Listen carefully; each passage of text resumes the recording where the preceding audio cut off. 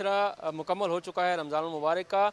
दूसरा अशरा शुरू होते ही आवाम की एक बड़ी तादाद इस वक्त बाज़ारों में, मार्केट्स में आ गई है। मैं इस वक्त मौजूद हूँ वफाकी दारुल इस्लामाबाद की मसरूफ़ तरीन पारा मार्केट में, जहाँ पर लोगों की एक बड़ी तादाद मौजूद है। सड़कों पर रश भी जो है वो गैर मामूली है और आवाम की एक बड़ी तादाद इस वक्त मार्केट में मौजूद है।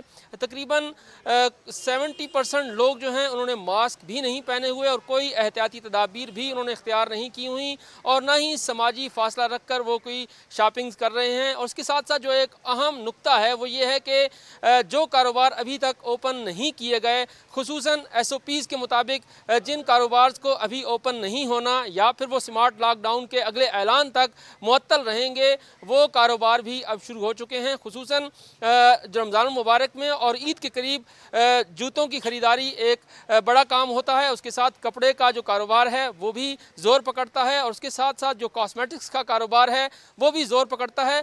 ये तमाम कारोबार अब तकरीबन खुल चुके हैं। अब एक नई हिकमत अमली इख्तियार की गई है और वो ये है कि शटर डाउन किए जाते हैं, जो कस्टमर्स हैं वो अंदर जाते हैं, उसके बाद फिर ये सिलसिला चल रहा है।